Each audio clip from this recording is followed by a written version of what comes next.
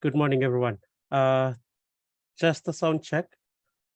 I hope that I'm coming out clear at the other end. Can I have an indication that you can hear me properly? Thank you, Sumeli. Clear, very clear here in Ba. Thank you, Jedokoni. Thank you, Madam Vani. Thank you, Lepani, and thank you all. Very good morning to all of us who are here this morning. So good to see you early on a Monday morning. I'm so sorry for scheduling this on a Monday morning, and I hope that it will be a very interactive session for the next 2 hours. Just a few housekeeping matters. I know that the weather is not favorable in most part of Fiji, and that some of you might be dropping off and coming back in. We will be recording the session and we'll share the recording on the DCOS coordinations where you can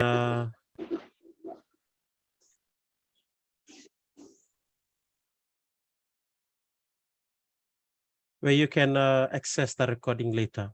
And to help with the session as well, I'll ask that you make sure that your microphone is on mute all the time, and raise your hand if you'd like to speak, so that we can give you so that you can turn on your microphone and address us all as a group. We're going to start with introductions, and I can see that we have quite a mix across Fiji with us today. And also, as alluded to in our email and also in our deliberation invitations, that we will provide a comm support of $7 to those who are going to join us. And we are hoping that we can send this out via M-Pesa. So it would be great that at any given time during the call for you to drop us your name and also your DCOS or organization and your M-Pesa number. Apologies for those of you who are with MyCash. Our first preference would be M-Pesa because it will be easier for our office to facilitate payment from this end. So that is for us this morning. I was going to go across the room for introduction, but I know that some of your connections might not be good.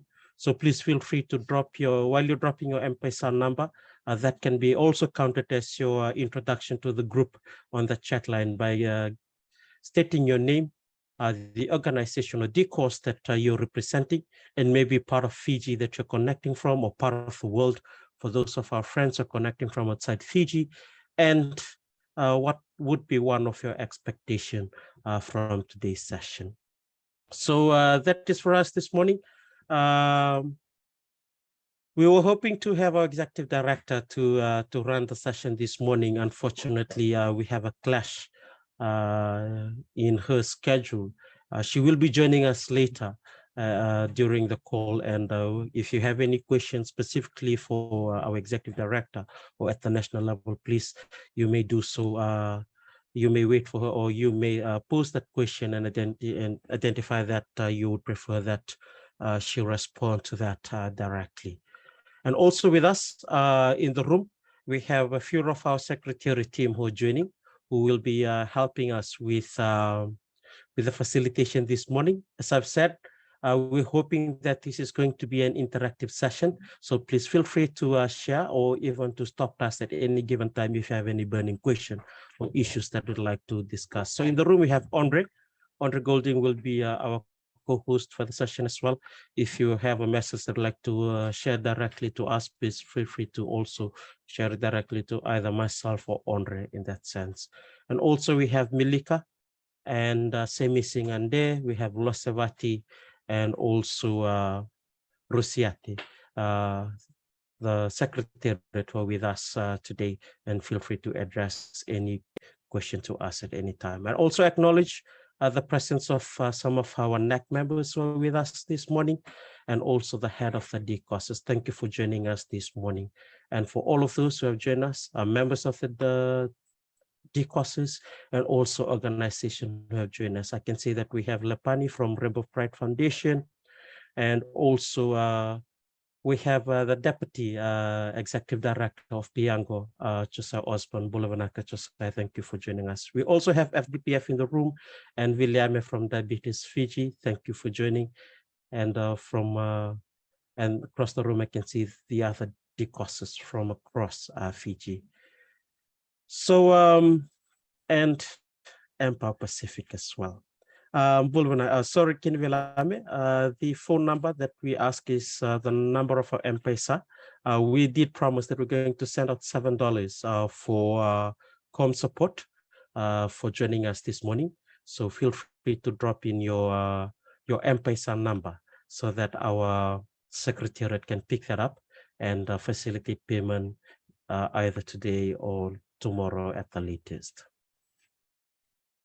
So that is for us this morning. We have no written agenda for this session this morning. Rather, we thought that since the cyclone season is near, we are right now starting the month of August. So happy new month to all of you. It's the 1st of August, new month, and a fresh start for all of us. Not only a fresh week, but also a fresh month for our preparations. And November is just around the corner, which is the cyclone season for us here in Fiji. So for that, we just want to touch base and for us to talk about our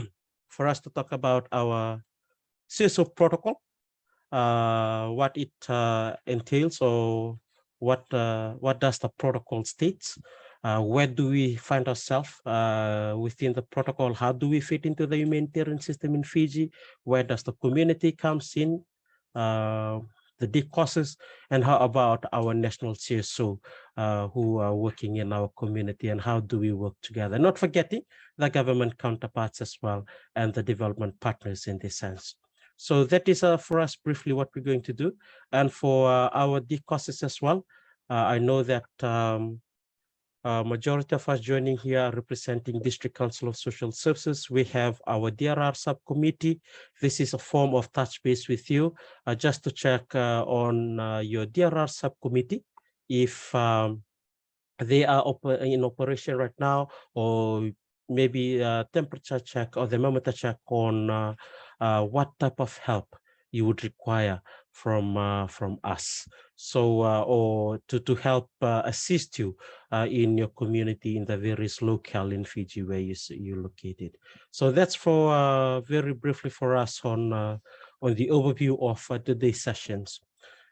While we were having a discussion about the protocol, we executive director, we discussed that it's better for us to go through the standard and the codes, because for us, the protocol is a document that we cannot just take as one.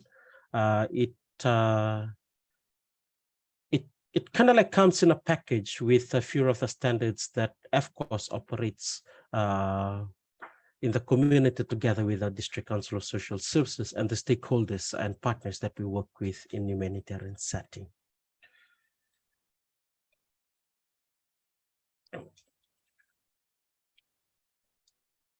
For social development, FCOS is very clear with our role, and it's stipulated in our constitution in section 1.4 that states that our mission is to advocate for just and inclusive development, strengthen the non-government and civil society sector, build quality partnership across sector to improve the resilience and well-being of our community.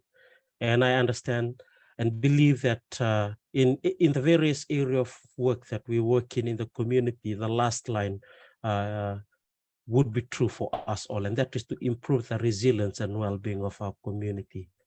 FCOS is a member of the National Disaster Council as per the mandated role under the Natural Disaster Management Act of 98 that mandated FCOS as a coordinator for civil society organization in times of disaster. We're also a member of the National Coordinating Committee for Children that looks at the safeguarding issues of children. And recently, we were co-opted, we were invited to be part of the Climate Finance Working Group. And part of the discussion as well around this is around community relocations and the climate change policy and the climate finance, as it is a hot topic right now in the Pacific. At the National Humanitarian Policy Role, we coordinate civil society during humanitarian action. I believe that most of you are well aware of this. And if you have any specific questions regarding this role, please feel free to ask during the question and answer sessions. We would be more than happy to respond to your concerns and also your questions if you have any. We have, right now we have 6 key guiding documents. I say 6 because we just launched the 6th document last week. First, we have the FCOS Code of Accountability, which was which was developed in 2018. And we also have the CSO protocol and directory. The protocol is what we're going to discuss at length in this session, and also the CSO code of conduct that aims to guide our operation in a standard or in a coordinated manner. And also we have the the Fiji National CSO Humanitarian Reporting Form. How can we report, what to report, and when to report. And the 5th document is around the Fiji CSO contingency plan. It's still at the draft stage. And this contingency plan looks at what happens in times of disaster or any any situation that put our community at risk. So how do CSO sector operates in that sense? And the 6th document that I was referring to, and that is the localization framework, contextualized localization framework for Fiji. This is a document that we partner with the Humanitarian Advisory Group to develop, and it's also part of it was supported by AHP through Plan International Consortium and Child Fund Australia for us to develop a contextualized localization framework for Fiji. We've been talking about localization. We've been talking about making sure that our voices at the local community helps to inform decision-making at humanitarian settings. So that is exactly what the humanitarian, the localization framework rather, aims to deliver.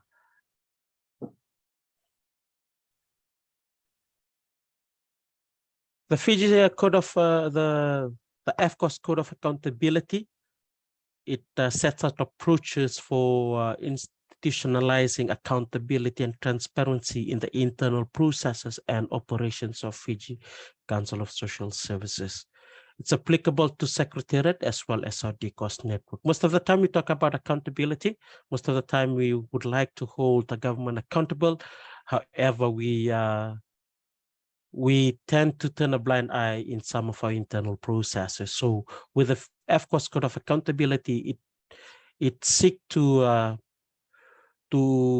institutionalize accountability and transparency in all our processes and operations. And this is not only with the Secretariat, but also with the DCOS network. Right now we have 17 DCOS network that we have.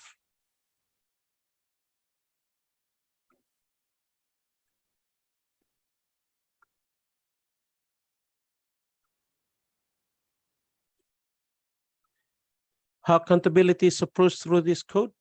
There are 4 different levels, 4 different approaches in the code, and that is the first one is around accountability basics. It identify and prioritize stakeholders' interest, the starting point for any CSO wanting to address its accountability.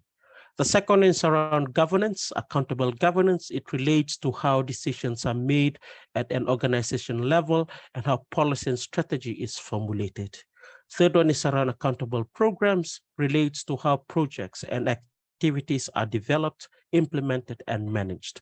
And the fourth one, the last approach, that is stipulated in the code, and that is accountable resource management, money management, and also reporting. For those of you who would be asking about getting a copy of this Code of Accountability, it is available on our website, and we'll have a discussion later on how you can access it from the website.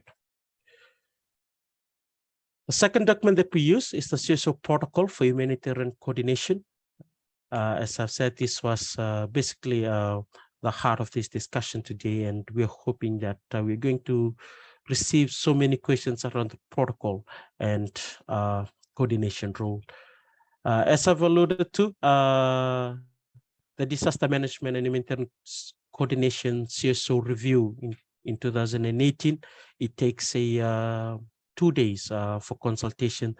That the statement, I'll highlight those two. First, the role of local communities as first responders, and secondly, the need for integrations. As connection to effective national DRR and humanitarian response, and also the DCOS consultation in 2019 and 2020, post-DC Herald and COVID-19 needs to address bottlenecks, unclear structures, delay in response, and how we organize ourselves. So that is, in a nutshell, what the CSO protocols is and how it came into existence.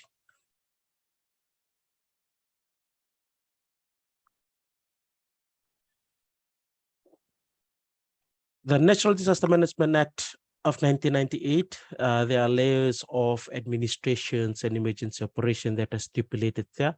There are operations at the national level, they're also at the divisional level, and also at the district level. And we have the cluster system at the national level, and it takes time to reach communities and districts, although discussions can begin as soon as disasters occurs at national level. As I've alluded to, the operations are divided into those 3 levels. We have the national levels, that's why we have the cluster system, then we have the divisional level, and we have the district level. So the coordination of CSO at district level, the responsibility as per the Act is with the district offices. So most of the time, when we come to the district level, we have to direct CSO into the district offices or DO. That is their mandated role under the Act. We do not coordinate directly with the community in the absence of the DO. That's why you'll see most of our DCOS, we build relationship, or we link relationship with the district offices in their various district. It is for that manner or that particular role that the district officers have as per Act.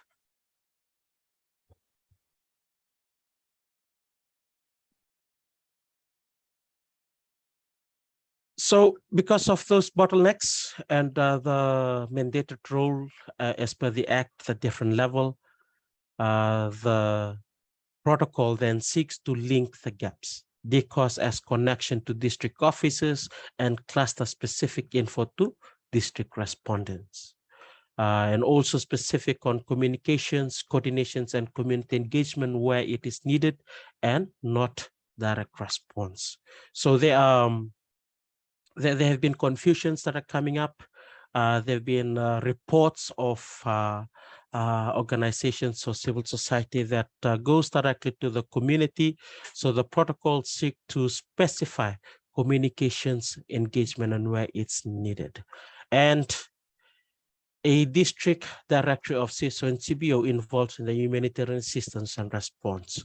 So also included in the document, we have the directory, and this directory is divided into districts with the hope that when CSO comes into districts, they have specific connections to the CSO and CBOs on the ground who are doing work. And for organizations who are joining us, if you're wondering if you are in if we have your contact in the directory, please feel free to contact us directly about that.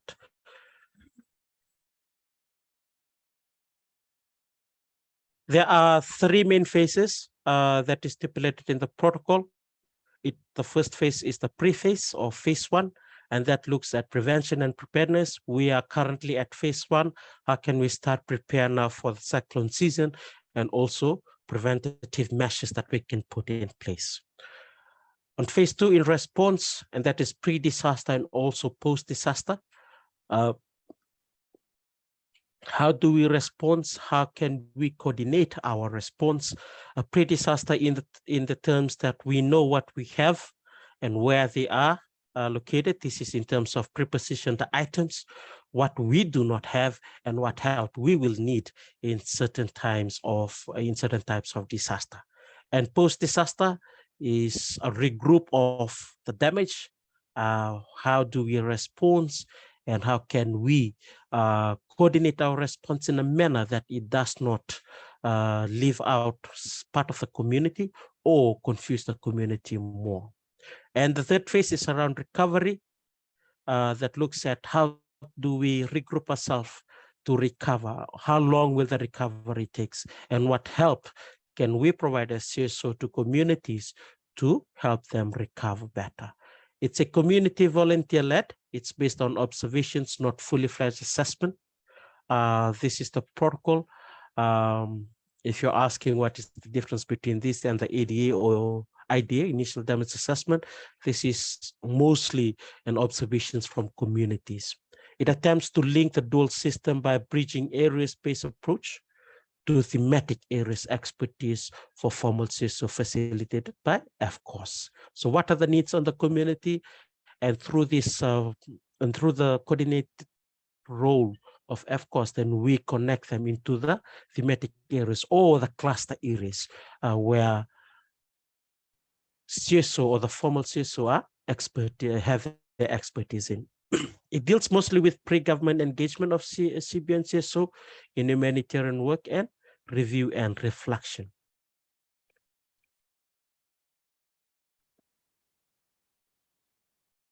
The code of conduct, it is a guide, as I've alluded to, it's voluntary. It is a guide that reminds workers and responders that volunteers in civil society organization of the requirement for high level of discipline, care, motivation, commitment, and consistency necessary for effective humanitarian response and life-saving support, particularly in areas adversely affected by disaster, conflict, and health emergencies, and where system of governance, protection, and support have been impacted. So it addresses TC Winston experiences, the weak coordinations, where we were, the CSO were all over the places. And then we have some emerging issues from TC Herald. And then we have COVID-19, which no one was ready for. And it addresses the accountability and protection gaps. How do we protect the community better in those times? How do we safeguard those who are at risk? And also, it takes a whole of sector approach to acknowledge existing humanitarian NGO policies and strengths. It cannot only take, of course, it has to be a collective of all sector or consortium or sector, wide sector approach for us to acknowledge the existence of these humanitarian NGO policies and also strengths.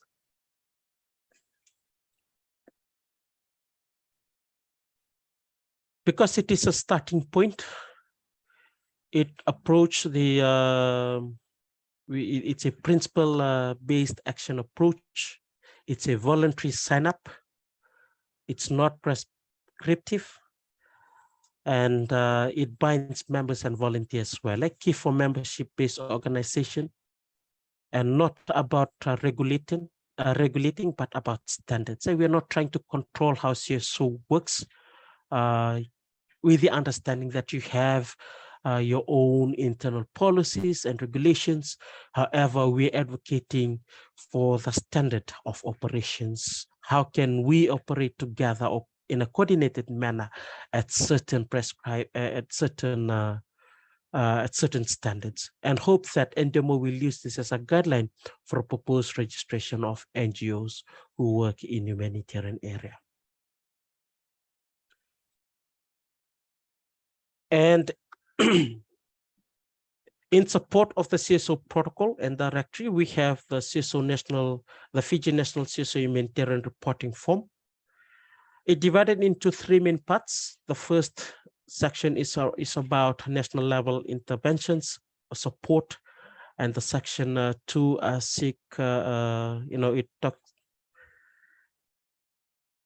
is for subnational level intervention. And number 3 is the community observations for situational report.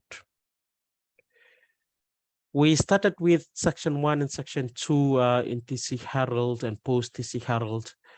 And coming to TC Yasa, we supported NDMO in the forming of their CSO coordinating unit. So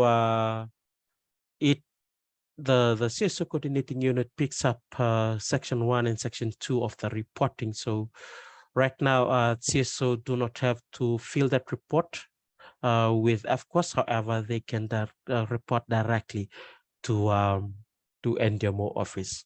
However, for now, section 3, we're still using that, a community observation report from the community. The community report comes in various form. Towards the end, I will share with you how it looks like. We're using Kobo tool in most of our reporting. It's easy. You do not necessarily have to download the tool. We provide you the link, and we will also provide it on our website for ease of reference, where you can fill in your observation in your community. It is not an assessment. However, reports that we receive from the community observation situational report then are verified through focal points in the community as to the intensity of the reports, or it helps us to keep tab of the community in that manner. Post TC Herald, we have the CSO contingency plan. It's still in draft state. It where more than 23 CSO contributed, and it only defines where to streamline preparations for response. The aim is to enhance preparations of CSO in Fiji, deliver efficient and inclusive humanitarian assistance through good communication, evidence-based advocacy, and strengthened coordination. So in any types of disaster, how can we respond better as a civil society organization? How can we strengthen our coordination in that manner? So that's what the Fiji CSO contingency plan is about. And again, we'll provide copies. You can get copies of these at from our website. So those are the 5 steps in emergency response and planning of standard operating procedures development. We establish context. We contextualize why a plan is needed. It discusses country and current emergency operation context. It also describes the goal of the plan and establish the basis of the plan. It describes the role and mandate of various agencies in country. The second is around the build of scenarios. What is the plan for? It identifies and prioritizes hazard. It discusses vulnerabilities and capabilities. It also outlines and prioritizes risk and agree on best case, most likely, and worst case scenario. The third stage or the third steps is around developing strategy. What will the plan do? By describing key response strategies. It also looks at emergency communication arrangement and information management, not forgetting resource mobilization. And the first step is to determine operational framework. How do we operationalize this plan, or how will the plan function? It describes the national operation framework. It also defines agency operation structure. It links agency response mechanism to national structure, and also linked to the national cluster system. and standard. As I've alluded to earlier in my discussion, at the national level, we have a cluster system. When it comes to district level, how does the work around at the cluster system is linked to the community? However, as per the NDM Act of 98, it has to be coordinated through the district offices. Last step is around develop operating procedures, how to implement. And that is, it defines step by step on how response will be implemented. It also identifies early warning arrangements and the trigger for activations, incident assessment and response planning, resource mobilization processes, and also implementation, coordinations, and reporting. So those are the few of the areas in which the last steps looks at. So this is the contingency plan, how it looks like. As I've said, it's still in a draft stage. More than 23 CSO came together in Suva to put this together. The last one, the new inclusion into our humanitarian operations with AFCOS, and that is the contextualized localization framework for Fiji. As I've said, it was supported, it's a work done in conjunction with Humanitarian Advisory Group, supported by Child Fund Australia through the Plan International Consortium under the Australian Humanitarian Partnership. At the localization framework, we look at 7 areas that are critical to localization in Fiji. One is around accountable partnership. We've been talking about partnership. How about accountable partnership? How can we be accountable to those we partner with at the community level? The other one is around respectful knowledge exchange. It does not only covers technical knowledge and also traditional knowledge. However, it also includes experiences of the community. So in planning phase, in working with the community, how can we as civil society have that platform of knowledge exchange, learning from the community on their experience, and have those discussions to inform our planning. Coordination, how do we coordinate better in our reporting system, in our humanitarian work, acknowledging the different coordinating structure that that existed locally in the community. That is the government structure. We also have the Vanua structure, and we have our religion or faith-based structure, and there are different other structures that existed at the community level. So how can we coordinate better by acknowledging them? Complementarity, it's about how civil society can build on the work or complement the work of the community when it comes to humanitarian operation.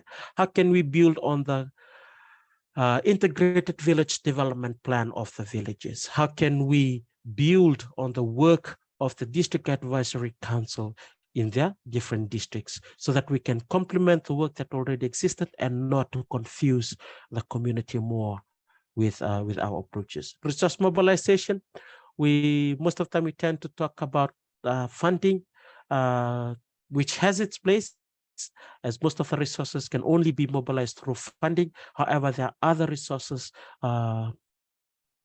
that does not only limited to funding.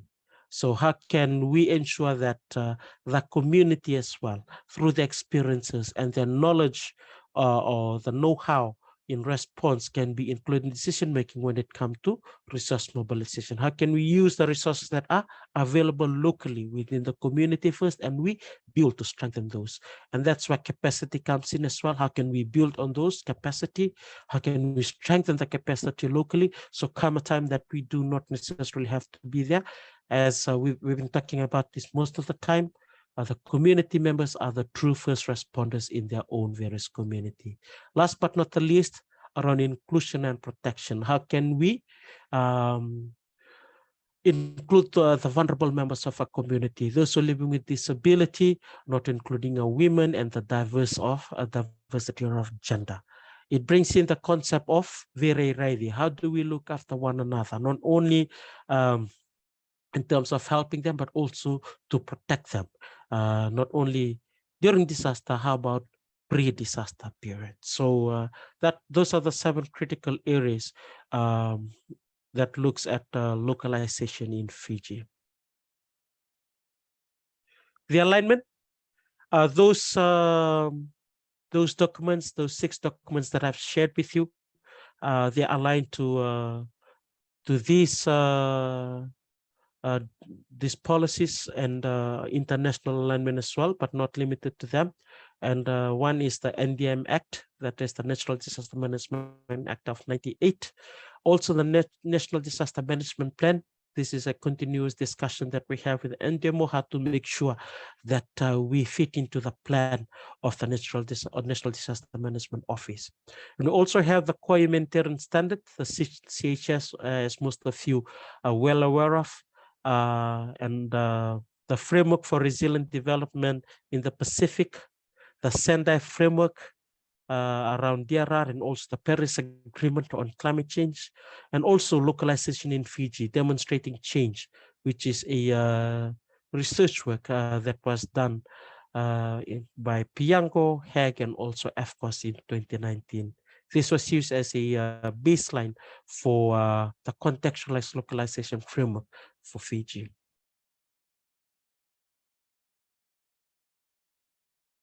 As I've said, Core Humanitarian Standard, in particular, we look at commitment 6, and that is around communities and people affected by crisis receive coordinated complementary assistance.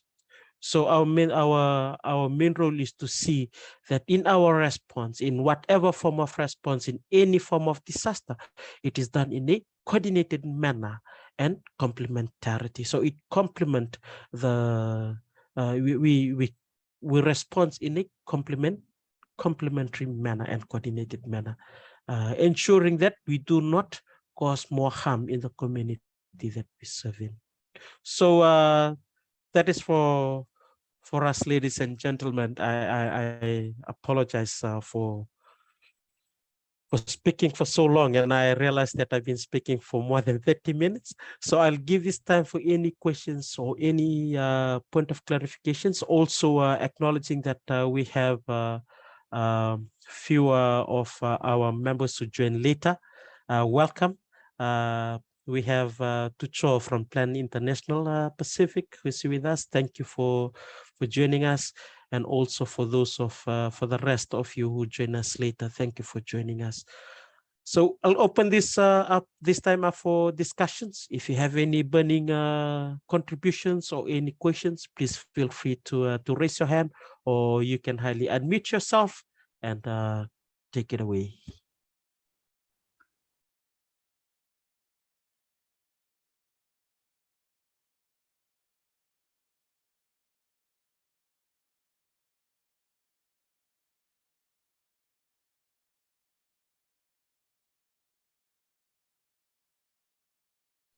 Go ahead, Tucho.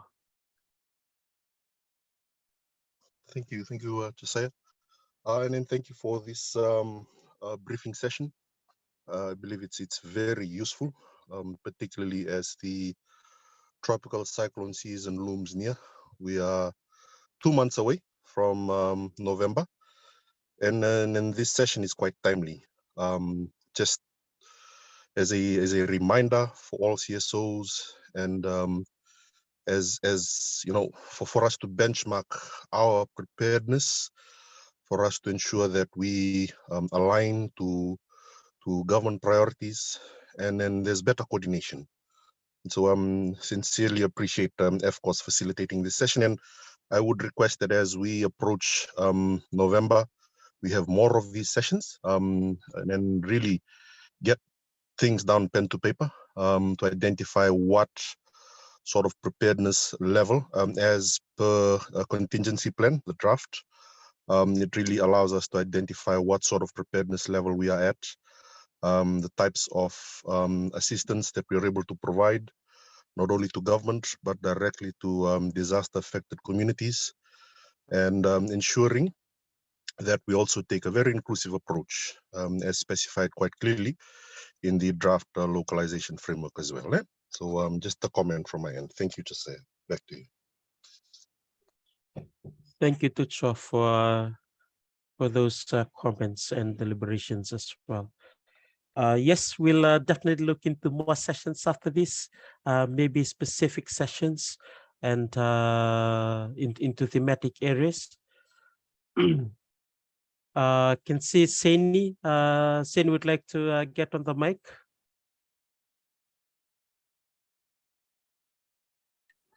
And the market team, thank you, Joseph, for putting me on the spot, but I'd like to just congratulate FCOS on this work. I believe this work was, this research work was officially, I think there was a celebration of this work on Tuesday, if I'm not mistaken, but thank you so much. And I'm actually looking forward to how this work will impact or sort of show the impact with regards to respective communities that we all work in. So thank you so much, Team FCOS and Nakacho.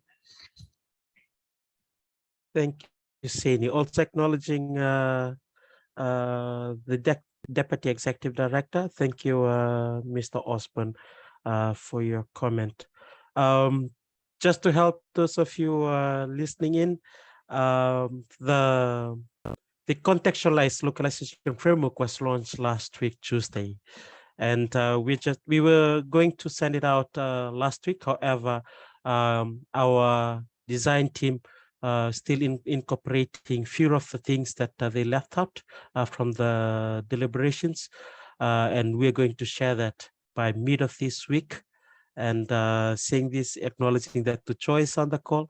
Sorry, Tucho, for Mr. Lalbala for not getting back to the consortium regarding that. However, we will be sharing this with all the stakeholders as well. And just to add a background on that, we're going to pilot it within the Plan International Consortium under the HP, and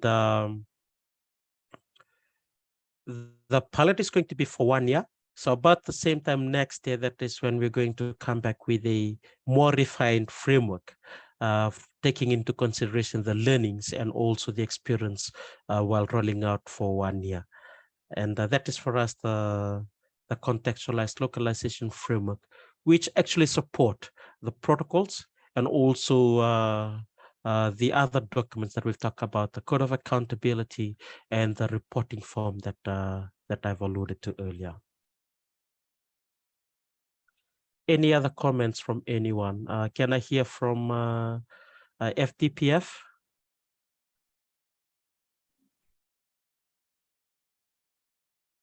Please feel free to get on the mic.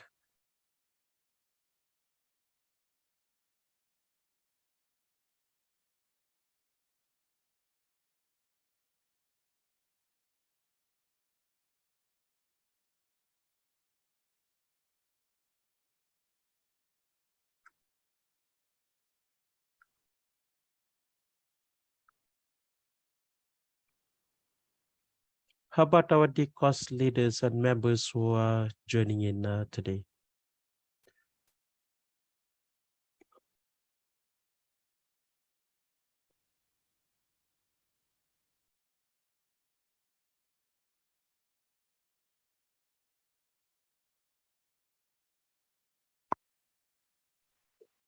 Vinaka J. Naka, this is Wadi Tubuki from Badikos. I hope you can hear me well. Yes, I also like to congratulate everybody for putting in this this document. The CSOs and your partners, and of course in Piango. And what is left for us to do now is how it is successfully implemented on the ground, and see how it links very well with what is already been in place there in our district levels. what we were just talking about a few days ago, how us in the communities, how disaster triggers us, those of us in the communities. Sometimes when in different areas in the communities, and how would we call emergency decree alert? Because only the stakeholders will react to it if it's a call from our district office, the emergency decree. The concern is in our communities, in some of our communities, when it's flooding, when it's flooding, and most of our villages and settlements are affected. Sometimes the areas where the district office are, there is no sign of flood. So sometimes it's flooding. For example, for us in Ba, sometimes when it's flooding in Coronumbu, Batown is never flooded. It's not yet flooded. And then sometimes when we want to, take the communities there, the people to safety, we want to open the evacuation center. There's always a disagreement between the management and those of us who are DRR members in the community, because there is no emergency alert that is given to them from our district office. So these are some of the things that some of the gaps that we've. Hopefully, this document that we've set up will continue to bridge the gaps in which there is in the community. How does it trigger to call for emergency response or emergency alert in a community in the districts where some part of the district is facing disaster and some are okay. So those are some of the things of the gaps, and hopefully this document, when implemented on the ground, will be able to cover these gaps. And yes, a lot of things that is mentioned in this document will really help those of us. I know because it includes the community. For those of us that are in the courses, the courses are the community, because we have members from various settlements and various villages that are also part of the DRR, and hopefully we looking at this document, we are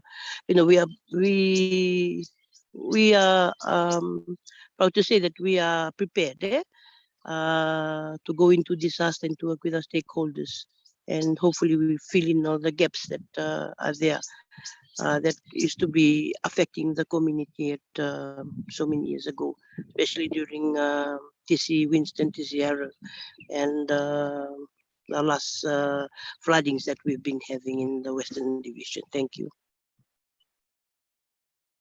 Thank you, Vani, for that valid point that has been raised about few of the gaps that are yet to be addressed. This session also seek to touch base with our district DRR subcommittees under the DCOS. So just before we get into that in details, just for those of you who are joining us later, as you can see on the chat line, we having people posting the introduction. It's more of like name, your organization you're joining from, and also your M-Pesa number. The reason we're asking for M-Pesa number, and that is, as promised, the $7 com support that we will send out after this call to those of you who joined us this morning. So those are just few of the housekeeping matters as well. I can see Rovil. Thank you, Rovil, for your comments. Maybe I'll ask you to get on the mic and to speak to us very briefly on your comments around planning and strengthening of weaknesses in risk management. Thank you, Rovil.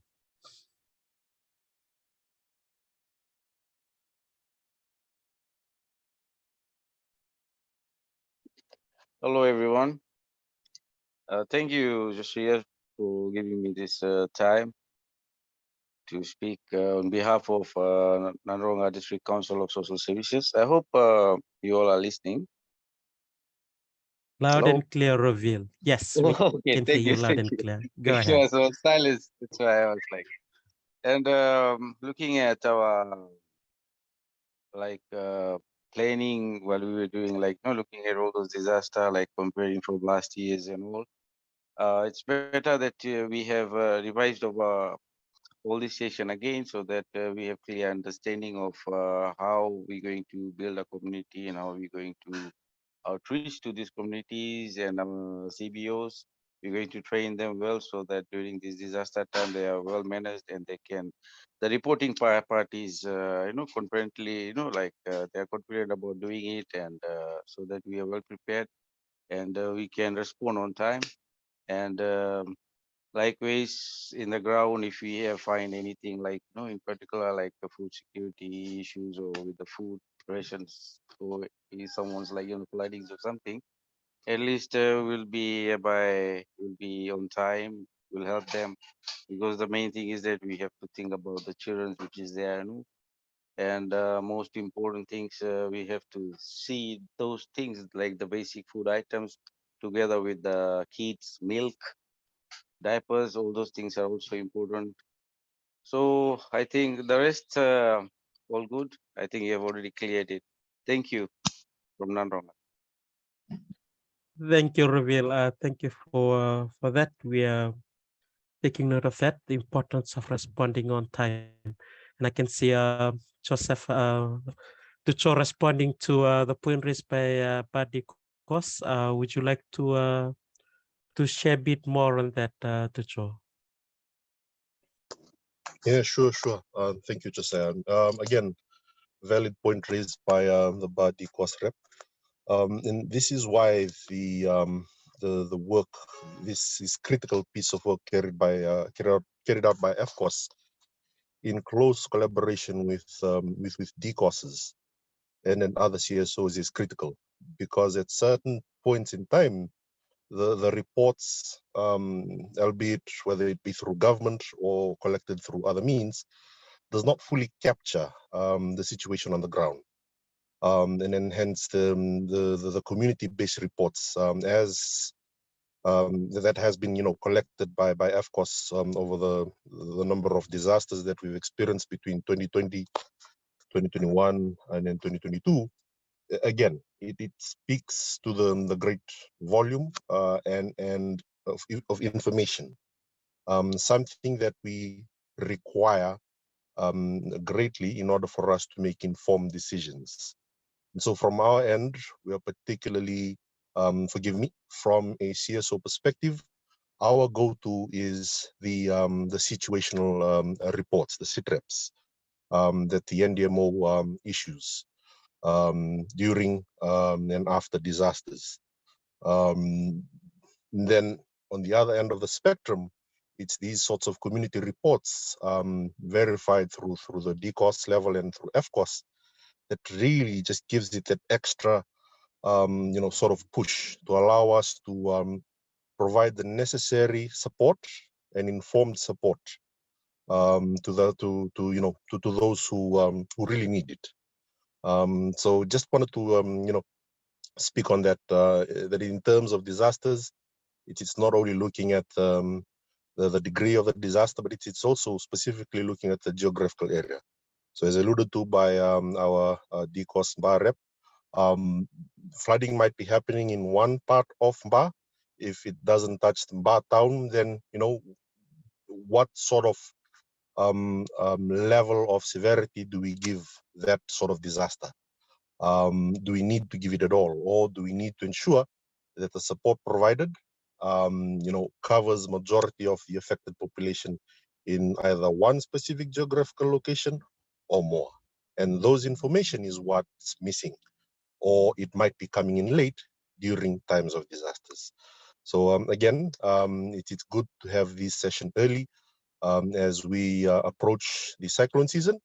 And it'd be really good to ensure that we socialize more of this session and its respective documents with the current present participants and more, so that we can get more sort of buy-in to ensure that information dissemination, information sharing is critical as we prepare for the looming tropical cyclone season. Thank you. Back to you, Jose.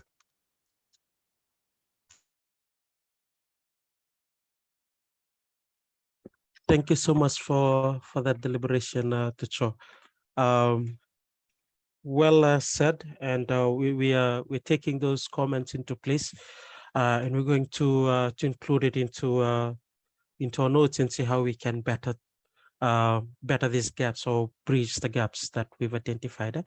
Just before we move on, I just wish to share with us how does the community observation report looks like. This is how it looks like. This is the compiled one. When we compile reports, we compile it in division, hoping to address some of the points that already raised, the gaps. The geographical location that is raised by the chairperson of party course, and also evacuation center. So it takes into account the community observed, and very frankly, what are the observation? As I've said, these are then forwarded to the district offices and also to the NDMO or the council for them, to the NDMC, for them to be aware of these are the observation from the community and how authorities can respond effectively. On the Kobo tool, as I've alluded to earlier, on the Kobo tool, this is how it looks like. As I've said, it has to be verified. That's why we ask for names and also for contact, so that we can contact the informant, and also date and time observed. The community observed, the general observation, and then it is divided into the clusters that I've alluded to in my presentation, that at the national level, the response are divided into clusters. So possible impact in terms of education, that looks on school facilities, equipment and students. How about food security and livelihood? Health and nutrition, what are the impacts on WASH, impacts on communication, impacts on shelter, infrastructure, safety and protection, logistics, logistics. So if you notice that there are 9 different areas, these are the 9 different clusters that we have at the national level. So the possible impact or your observations on the ground is then forward to respective cluster for them to then they can do their own verification, go through the process of verification. This Kobo tool is available.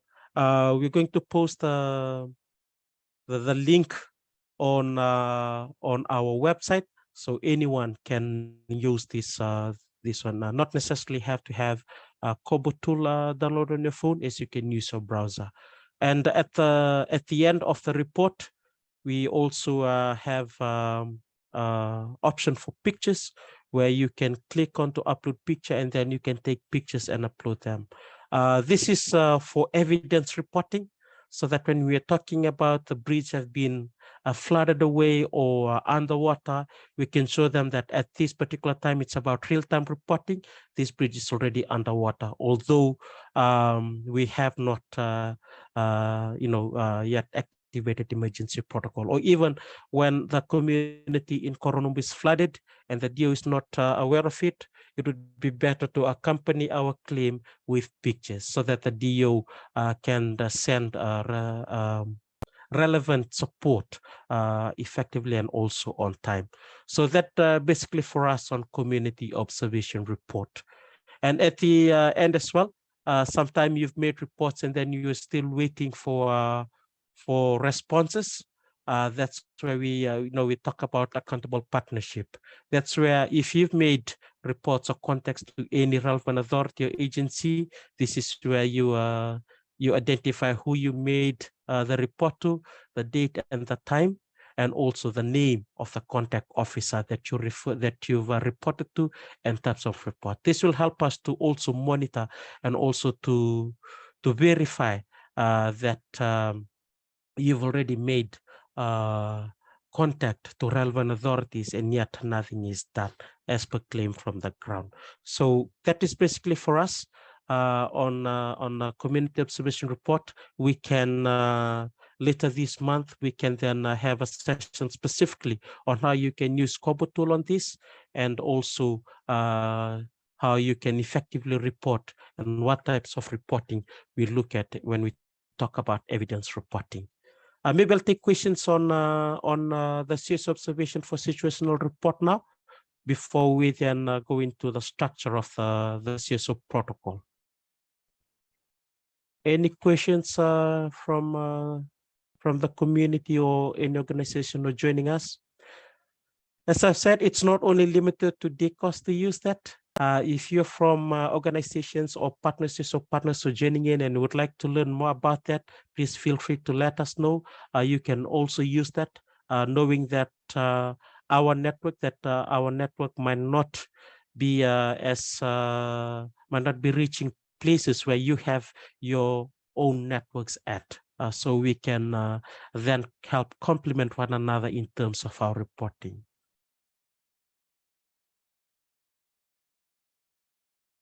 I'll take the silence as a no. Just before we move on, we've talked about building, relationship in the pre-cyclone phases, and I'd just like to share with us the structure that we have inbuilt into our protocol, and that is the DCOS DRR subcommittee. We've talked about DCOSs and we've talked about subcommittees. We've also talked about building relationship. So within the DCOS, this is the structure, how it looks like at various district councils. And that is, we have the DCOS, and under the DCOS, they elect a coordinating committee. And that's, it is a 9-member committee. And that is, we have the chairperson, we have the deputy chairperson, a secretary, a treasurer, and 5 other committee members. So all the DCOSs have a coordinating committee with those 9 members. And under the coordinating committee, we have subcommittees. We have the DRR, the crime prevention, livelihood, food security, and other subcommittees that are coordinating committees, or the district council sees fit for them to have in their communities. So on this protocol, we specifically look at the DRR subcommittee. And as per the protocol, this is the role of the DCOS DRR subcommittee. So as you can see, you have the DRR subcommittee in the middle. On top, you have the DCOS affiliates and partnership with CSO and NGOs to roll out immediate inclusive support, and that is preposition and first response. This connection, as you can see, is not only limited to DCOS affiliates, but also with the CSO and NGOs. This is referring to CSO and NGOs who are working in the same locale or the same district of the DCOS that they serve under. So the DRR subcommittee have to make connection and partnership with the CSO and NGOs. One thing that we talked about, and that is, it's not only the making connection is not only exclusive to DCOS head. In here, the DCOS DRR subcommittee as well have that role, specifically to look at how we can build relationship before disaster strike. On the right-hand side, you'll see the district officers and statutory body or government departments. With that, they are to how do we access services to this? District officers, because they are the mandated coordinator in the district in terms of disasters, so they have to build relationship with the DOs, and not only DOs, the statutory bodies and government departments, including, during pandemic or epidemic, the Ministry of Health counterparts in various districts. And on the left side, to ensure safety, their role is to build connection with the area or district police post so that they can have that relationship built before times of disaster, so we can ensure the safety of members of our community. So that is at the district level. And at the EOC, at the bottom on the orange box, you'll see the EOC or Emergency Operation Center, and also AFCOS CSO coordination. This is how we mobilize support to community response. So what's happening at various community, it is reported to AFCOS, and from that, at the EOC or the CSO EOC, and then AFCOS will then forward that to the CSO and the NGOs who are working in those areas, and also to other partners.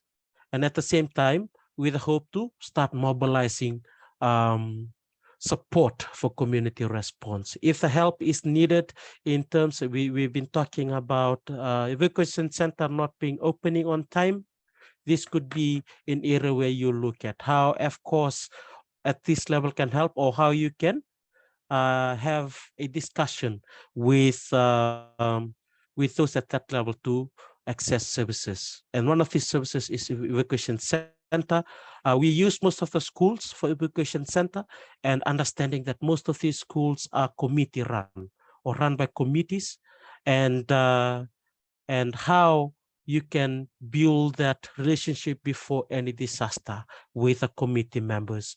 And also, if there are some hiccups at the community during times of disaster, how you can have a connection with education officers or those who are who have a more authority in terms of accessing those evacuation centers. I'm just responding to some of the scenario that we already discussed. So that can happen at two ways.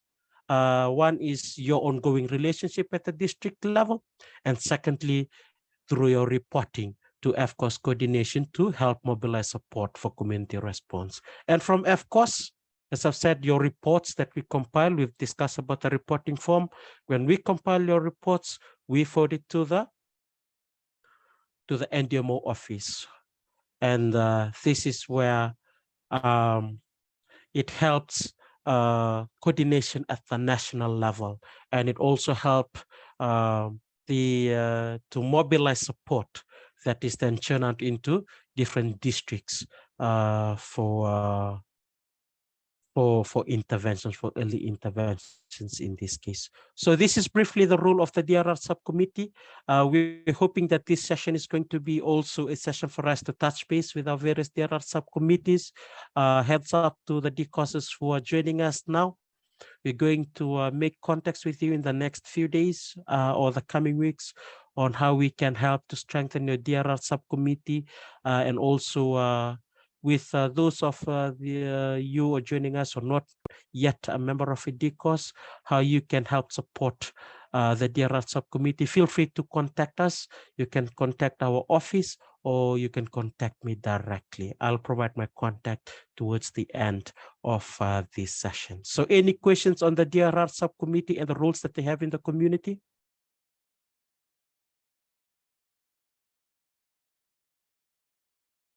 Any comments or any point of clarifications in that manner?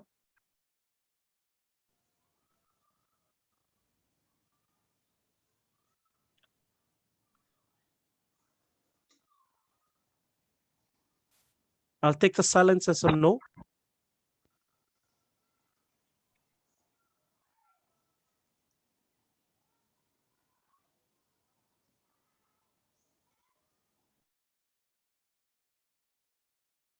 I've talked about accessing these documents on our website. We have a website that is active right now, and that is fijicourse.org. We'll post this as well on our Facebook, just to help you access it.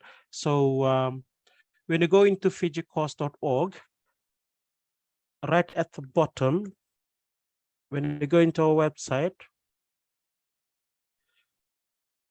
you'll see some quick links right at the bottom. This is easier for you.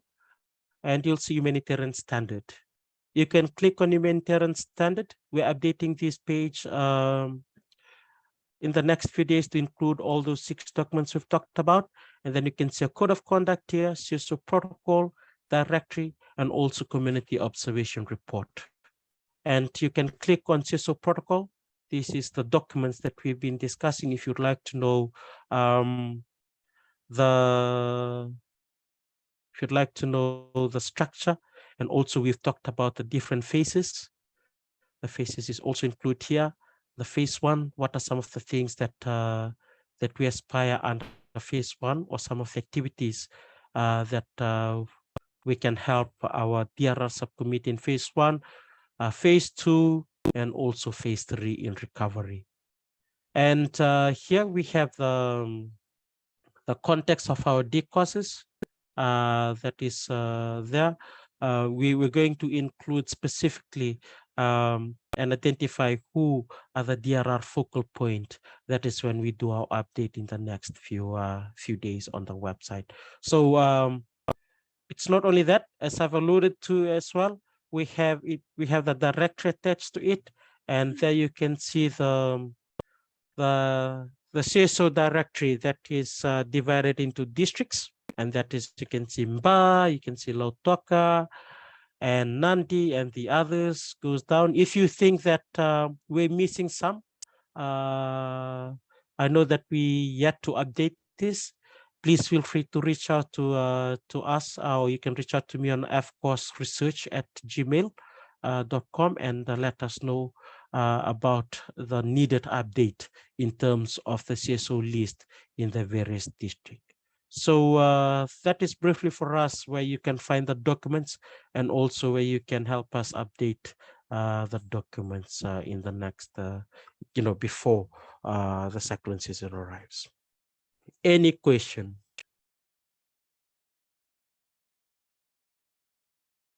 Thank you, Malti. Thank you for joining us. And I hope that you're well acquainted with Nosoridikos. Please feel free to ask any questions if you have any point of clarification at any time.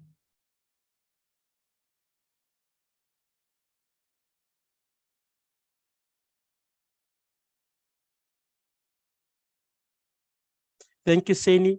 Just responding to your questions on the tracking a change or research later. The research, as I've alluded to, it's going to be piloted under the Plan International Consortium under the HP program. And after 1 year, that is when we're going to have that update, and also that reflections, and also updating the framework accordingly. Any other questions or any comments that you have?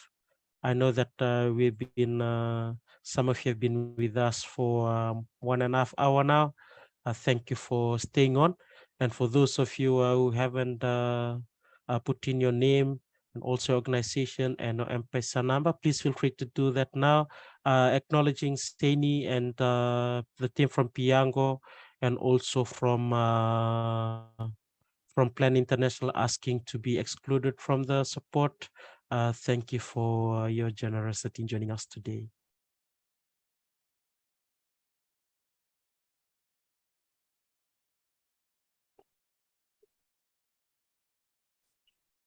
Thank you, Merin and Duba, for your comments on the comment section. Would like to get on the mic and to share a bit reflection on that.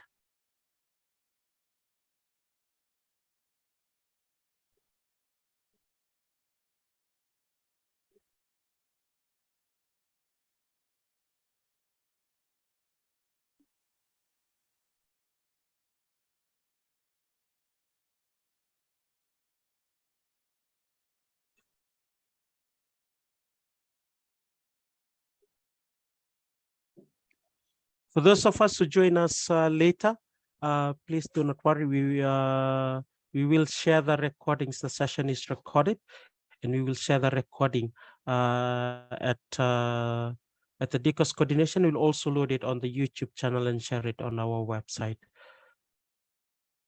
Thank you, Ndivas, for joining us.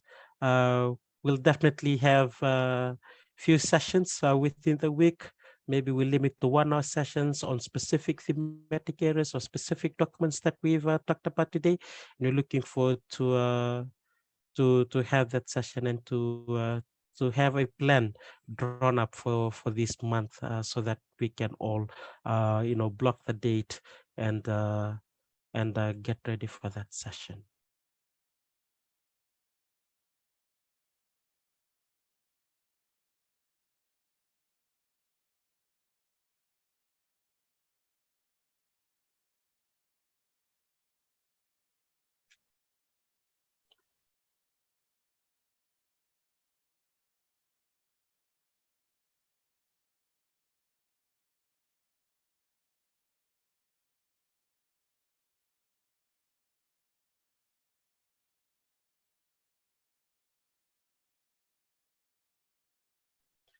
Thank you, Nisha. Thank you for your questions around safety at the evacuation center during cyclone season. There are various, that it's different at different local and districts as well in terms of the facilities that are available at the evacuation center. And I think it is important right now for us in the community, at the various community, to know our evacuation center and to have that assessment and that connections, building relationship with those in charge of the facilities for us to ensure that when disaster arrives or when cyclone comes, the safety of our kids and mothers are ensured or are guaranteed. So that's why relationship building before the preparedness phase is important, for us to build that relationship before disaster, and for us to not only build a relationship but ensure that evacuation center are ready and also are safe for our mothers and children. That's the best I can give for now. And I'll open the floor to those to partners who work, ensuring safety at the evacuation center. And I know that we have Ndivasu from Transcend Oceania. Maybe she can share a little bit on that to help us prepare well during a pre-disaster period. Ndivasu, would you like to respond to that question from Nisha, please?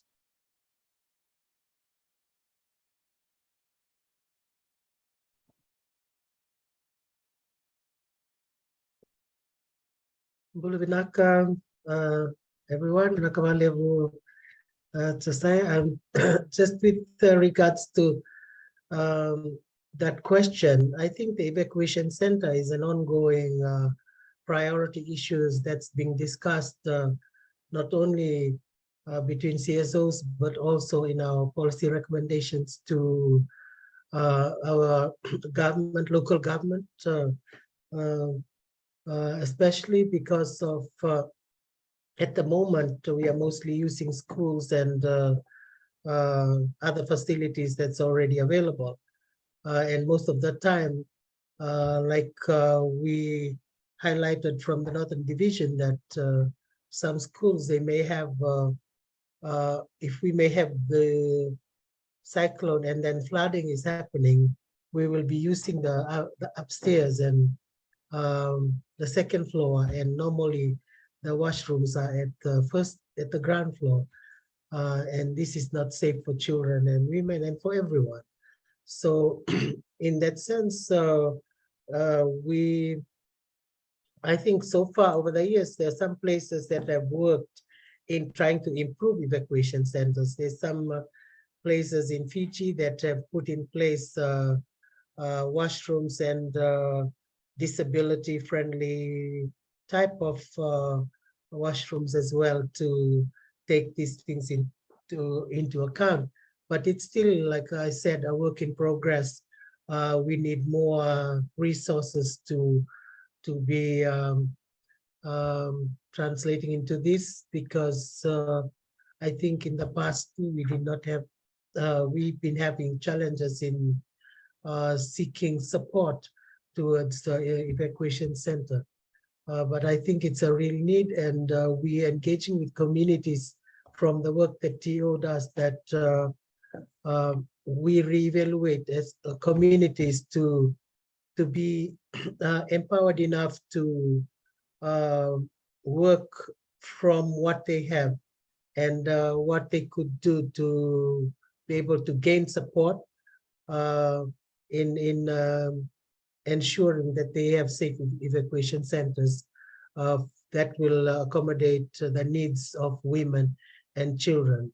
As we all know, most women do not leave the house, even at the height of the cyclone. And in recent years, we in our psychosocial support, we have met with women who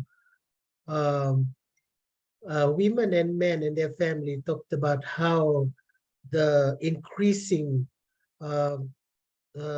strength of cyclone has just leave them even no time to run to evacuation center. We had a case that where a man was telling the wife not to leave the house because he just built that house and he was so sure that the house would go through the cyclone. They stayed until when the house was blown away and they only survived underneath the floor. And that completely traumatized the whole family, and even the husband ended up in hospital because he was more traumatized than them. He did not think that the house itself will fly away.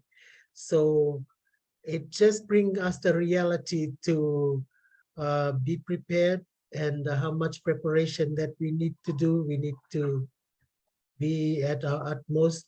And we've seen in the past few years, just past 3 years or so, that some villages and some districts are starting to work on this, on the type of evacuation that they would need, whether it's a building or a cave or what it is. But the reality is the extent of these cyclones and the changes that we are going through is rising, and we need to work together in collaboration to seek what best we should put in place to protect us and our people.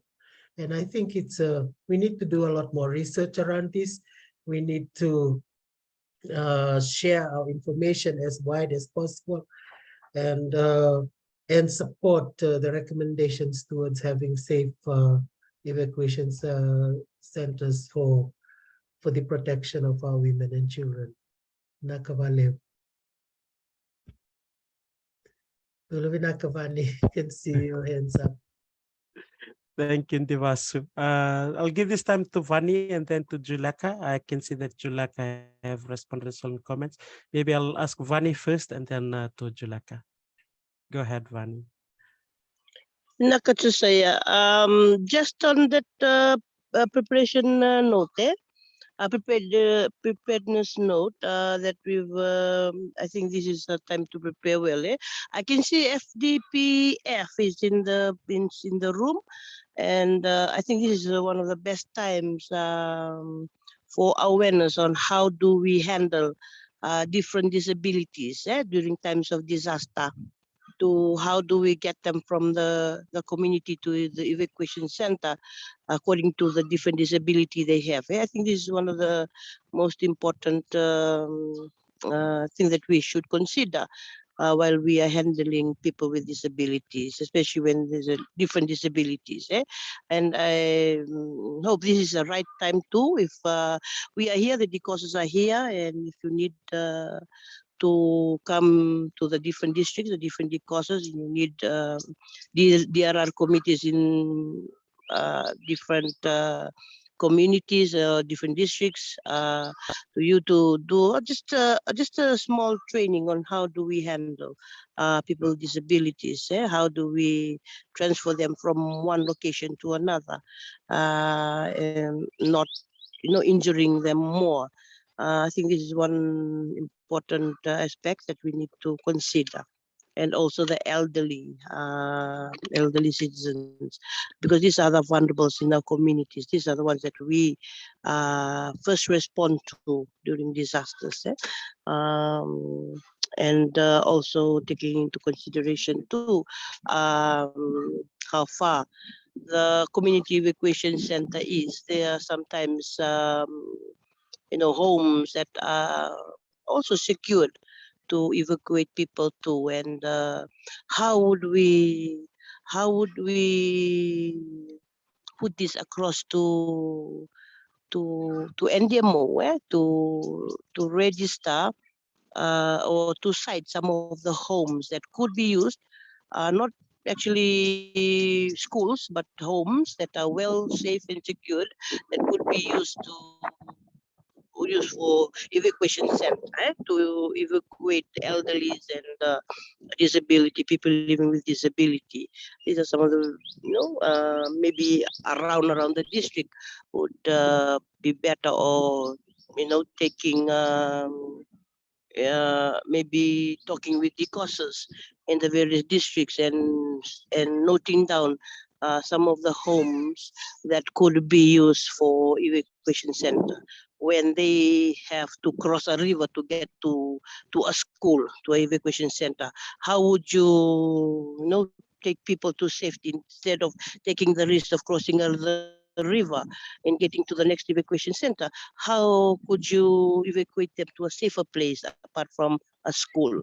So these are some of the things that this is the time that these are preparedness phase that we are going through. This is the time that our CISO partners, NGO partners, our stakeholders. This is the time where we should be having continuous conversations while we are having it on our CSO platforms like this. Also, it should be happening too now. It should be happening too now in the districts, and to take in consideration all the CSOs and NGOs that are present in our districts. This is the time, and also to those areas that have no connectivity. Connectivity is always the main issue. That's having people left behind during times of disaster. And maybe this is the right time for us to start going while we are coming towards the disaster seasons, hurricane seasons. So I just hope that the partners that are listening in would take this into consideration, and also for some of our CISO partners and NGO partners that are in the platform, there's always some things that is always asked by our community volunteers on the ground, the PPE. If you have extra in your bulk, in your storage, that could be given to the decauses to help out in the response during disaster. We are, you're most welcome to give us whatever. There's some of you have a lot stock in your bulks. So we are asking if that could be one of the ways you could help the decauses on the ground with the PPEs. Thank you. Thank you, Vani. I believe that Julaka's comment as well is around disability. Would you like to make your deliberation, Julaka, before I pass the time to FDPF? Thank you. During disaster, I visited some of the evacuation centers, and those evacuation centers are schools, and it is close to the community, the flood-prone areas. So what happens, they use upstairs because ground floor is basically flooded around 2 feet or maybe 1 feet. So they use upstairs for a school as an evacuation center. And people with special needs and elderly, it's a bit hard for them to have access, go through the steps and come back, and some with the wheelchair. So I think this has to be taken into consideration. How can we help these people during disasters? Thank you, Julaka. Thank you, Julaka. Also noting that Malti is having a comment. Malti, yes, it's a very good educational ideas to getting that for us to get in terms of our friends and families living with disability. Unfortunately, the connection from LTPF might have dropped while through the during the questioning, as they've dropped out of the call. We will get in touch with them. We noting this down as an area of needs from our community, and also for those of us joining in today. And two things that came out from this discussion that we've just had now, and that is the evacuation center. As Divas have alluded to, it's an ongoing discussion that we will have that is going on, that is ongoing, not only in terms of response, but also at the policy level. And the second point is around disability, how we can serve them better and ensure that evacuation center disability friendly, and also not only about that, but how we can respond to that. Any other burning questions or comments from those of us who are joining? And I also like to welcome our executive director who have just joined us, Ms. Tatana Singh. Thank you, Madam, for taking out your time out of a busy schedule to be with us. I'll just give this time for one round of comments or point of clarifications before I give the time to Vani to wrap up our session this morning with the remarks from FCOS.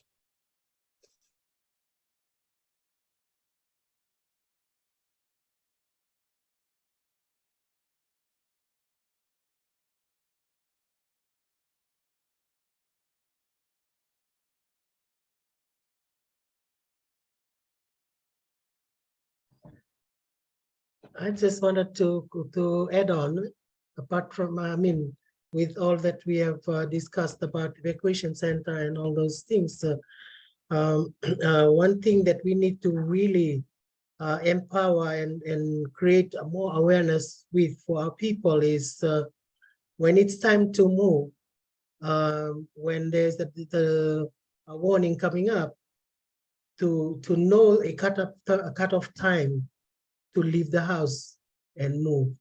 And if there is, to have network line locally where they could call on for seeking support, like what Juleka was saying, and Vani, that some people may need support during these times.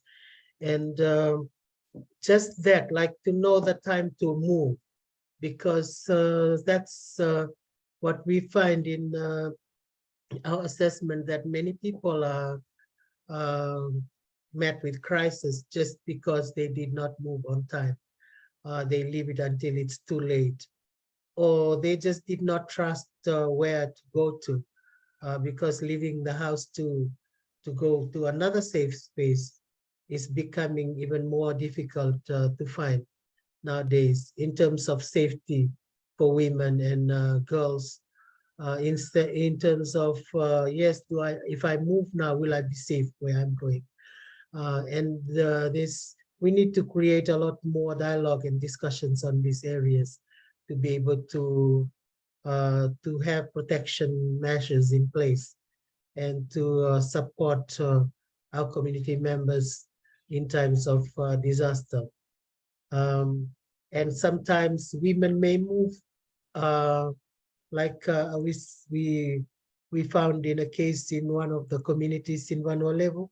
The women and the children were moved in time, and they were alone in their room trying to hold the doors and all in a classroom, while the men were late to come because they were in another place drinking cover. So the women had to protect themselves and held on to the door for 4 hours and exchanging, because otherwise the door would fly away. So those kind of things, I think we need to really create a lot of awareness in that area of moving together, helping each other together in our protection during times of disasters. Thank you, Ndivaso, for bringing that up, and thank you all for for also being with us. I know that time has caught up with us. Just a recap on our discussion from today. A few of the things that that was brought up, how important to have this session at the pre-cyclone period, and also how we can plan together as CSO at various district at the district level. Also identifying few gaps. One of the gaps that we've discussed length about is around evacuation centers, the safety of evacuation centers, the time of their opening, and also accessibility of these evacuation centers. We hear from Singer talk on the importance of responding on time in times of disaster, and remind as well that that we need to work together in order to close these gaps due to the different types of disaster, the severity of disaster, and also the different geographical locations that we are located in times of disaster. And as just recently that Divorce have alluded to, the safety and of our community members at the evacuation center. So, and the importance of having a disability awareness session. Unfortunately, FDPF dropped out before they had the opportunity to respond. However, we'll keep in touch with them and see if they have a plan to help us CSO members on how to best serve our friends and families, or to move them in terms of disaster at in our various locale. Before that is in a nutshell a discussion today, and also noting the appreciations on the documents or the protocols that we've discussed, and the need for more of such session in the near future before cyclone season arrive. Just before I give time to Vani, just want to identify and appreciate and acknowledge those partners who have joined us from Transoceania, and also we have Plan International with us, Piango.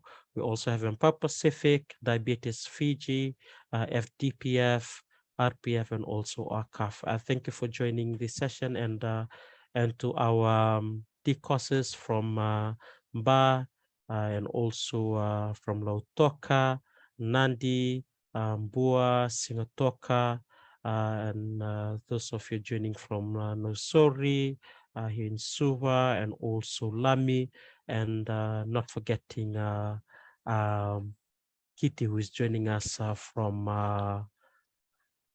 Ovalau. Thank you all for your time. I'll give this time to Vani just to wrap up our session with the closing remarks. Kenaka Vani.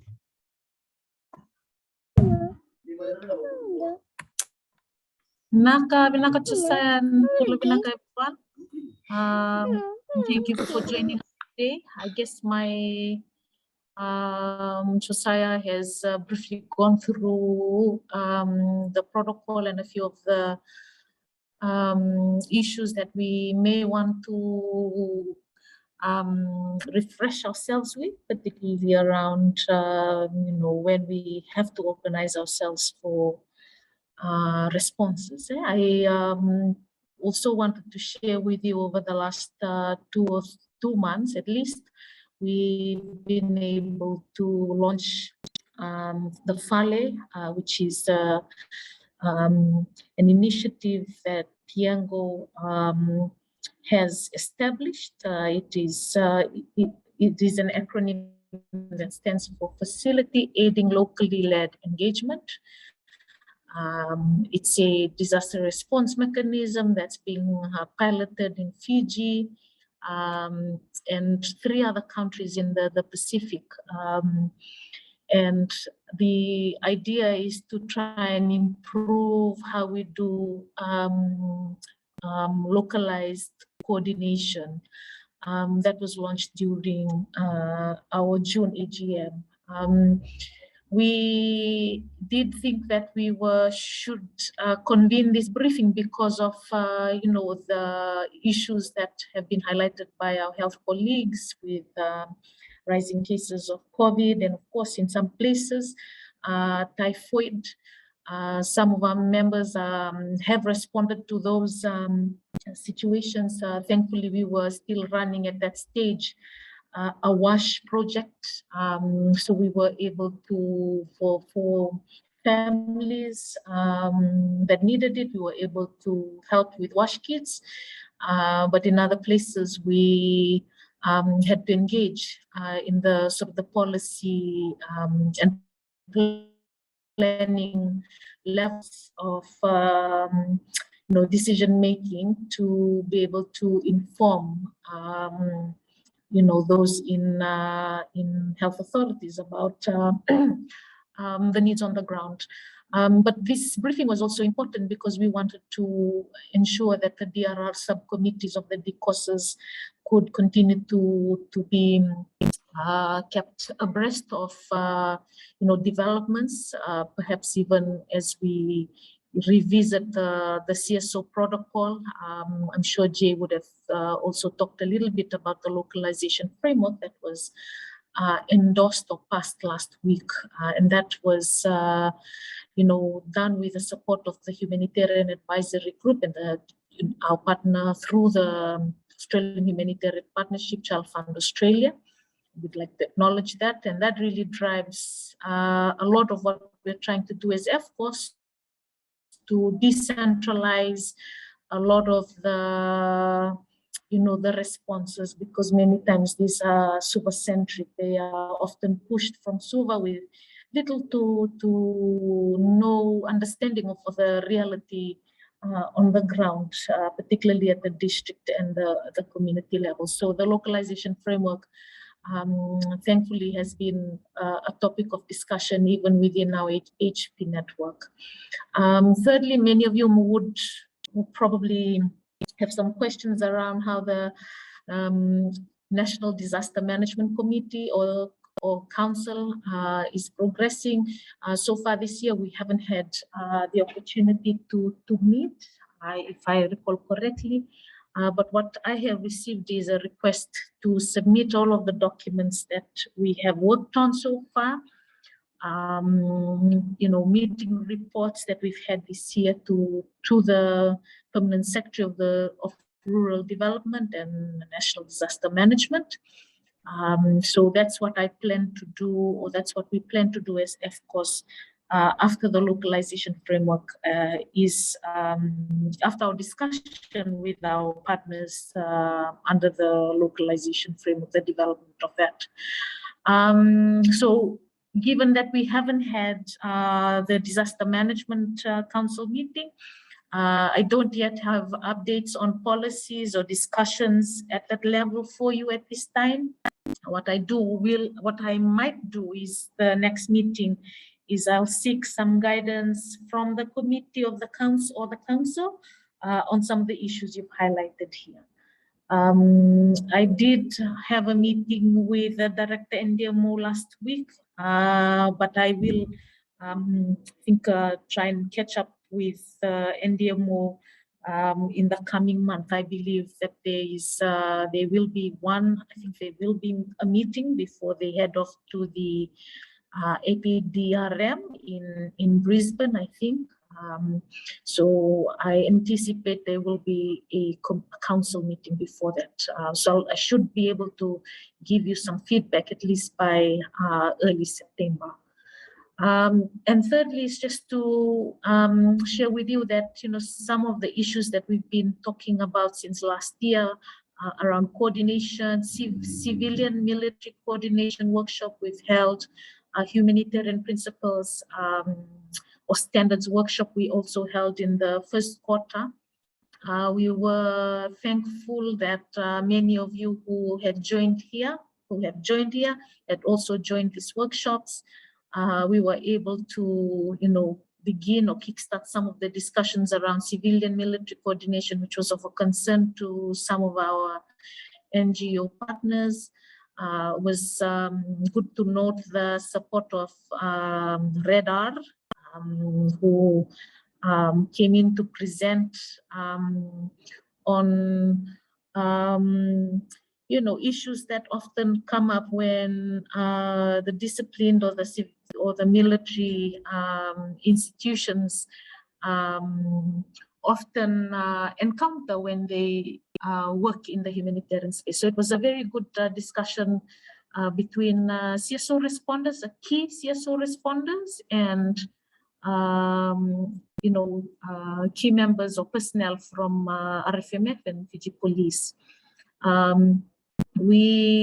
was able to also do a presentation at, while I did this remotely, the workshop that was held, that was organized, it was organized by the Ministry of Health with members of the security forces and some of those who participate in or are part of the disaster management structure. Of course, brought up issues that had been highlighted from the 2021 CSO forum, talked about what we had worked on as civil society organizations, including the Fiji CSO contingency plan. So I just wanted to share with you that some of what we've been discussing from or highlighted or flagged as issues, we've been trying to work on as, of course, in different spaces. So I just wanted to share that with you and acknowledge the work that you've been doing. Thank you very much to the DCOSs who continue this work even during peace times, more importantly during peace times, particularly those going into new spaces, climate mobility, those working in now beginning to get involved in the policy discussions around climate relocation. Thank you very much for your insights and your inputs and your patience in sharing this. Sometimes many of what we feedback as members of community and members of CSOs is not well received, but we continue nonetheless. So I just want to thank you for your patience in doing that. It's not easy when we go into spaces where our work and our contribution is not acknowledged, but we continue nonetheless, I guess, in that sense, because we want to make sure that there is inclusion, there is protection for all populations. So I might end there, Josiah, and then back to you. Pinavale for joining us.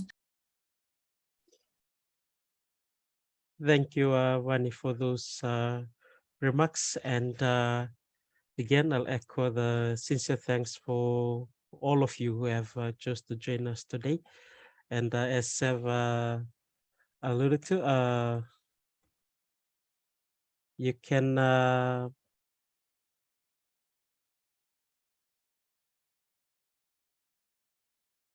find my contact that I've posted on the chat line. Please feel free to get in touch with us if you have any sessions set up at your own organizations or DCOS that you'd like us to come and help you through the protocol, or if you need any further assistance in terms of the documents that we've shared. You can also find copies of those documents on our website, and that is fijicos.org. And I believe that is all from us today. Again, thank you for joining us. And for those of you who have posted your